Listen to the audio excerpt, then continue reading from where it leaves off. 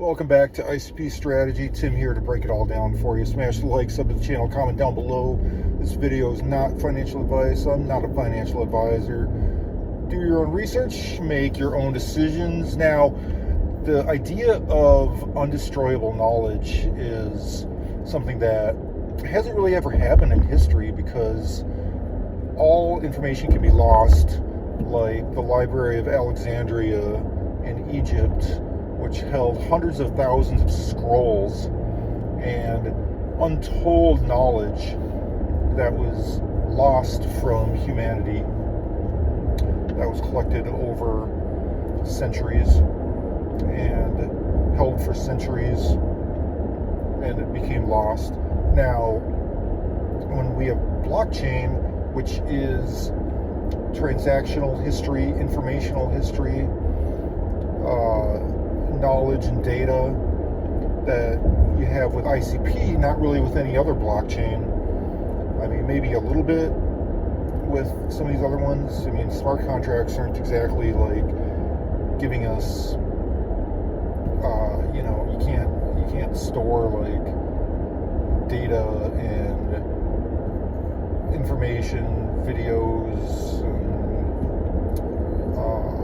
AI, which collects knowledge.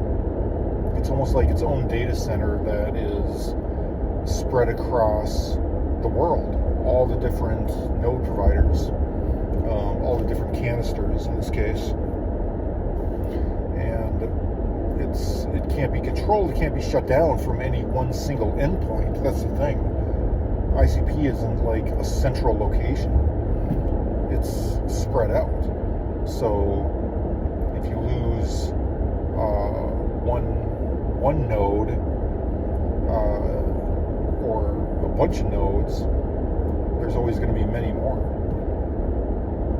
and therefore, that's the same reason why it can't be censored or canceled, and there can't be bias in the information. Obviously there can be, but the truth wins out in the end. And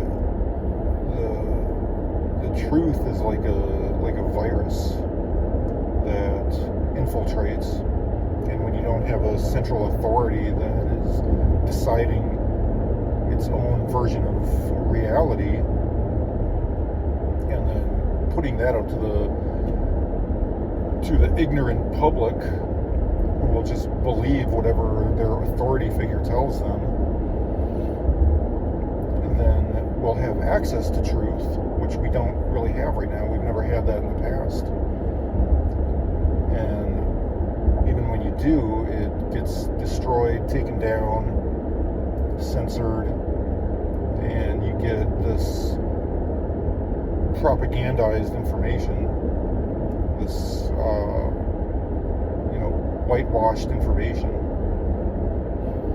And that's what's the most exciting thing about crypto, specifically the ICP blockchain, that scales horizontally, scales with canisters. You can own your own data, and anyone that wants to put out real, truthful information, they have the ability to do that. And it's just like,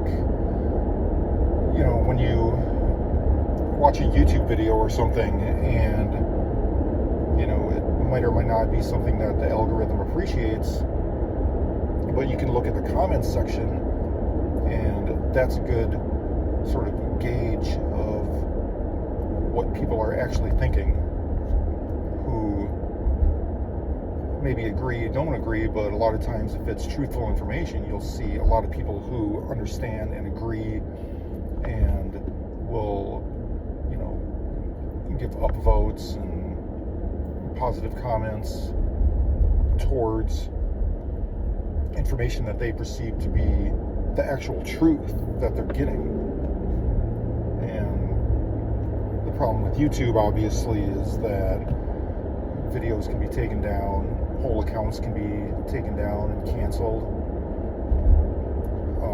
and then that information is lost. Just like the Library of Alexandria. So what's nice about what we have the possibility of having nowadays is the ICP version of a massive library of human knowledge that's been collected over the centuries that can be stored infinitely and forever and continuously collected. And the truth builds upon itself like a snowball rolling downhill. And that's what you want. I mean, that's incredible to think about. And that can survive any catastrophic event, you know, a war, as long as, you know, there's some node providers that are still functioning, that information will live on. And there's no reason why it can't, because, you know, a computer that is running a node can be held in a bunker, can be held on a satellite, you know, many different places that can't be compromised. Whereas, like, when you're talking about a library in the 3rd century AD, you know, that's one central point of compromisability that one fire or one war can take down. Now, that library was taken down over the course of a lot of different events, including wars and fires, and eventually completely destroyed and all that information lost. And that's a setback for humanity. What we're trying to do here is, you know, put one foot in front of the other and sort of jumpstart the knowledge of humanity. And there's incredible things you can do with that. You know, we can talk about, you know, free energy, which, if information for that type of thing gets out, you know, what does that provide? Well, it provides abundance, because everything comes from energy. There's no limit to how much, for instance, food you can produce, like quality food, if you have free energy. Because everything that it takes to produce food comes from energy. You know, producing the nitrogen, there's unlimited amounts of fertilizer that can be produced from rocks, you know, out of the earth, because these minerals are abundant. It's just a matter of extracting them, shipping them,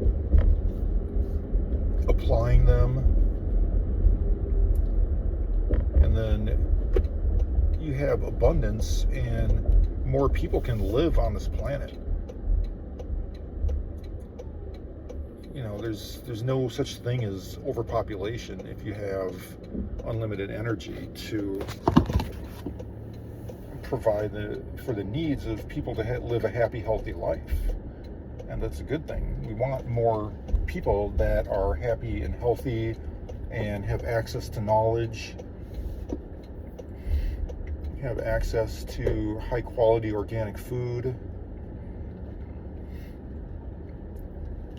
because that's just, you know, that's just more positive for everyone in the long term. Obviously, we can build out space stations, you know, we can build out Dyson spheres, whatever, and there's plenty of land.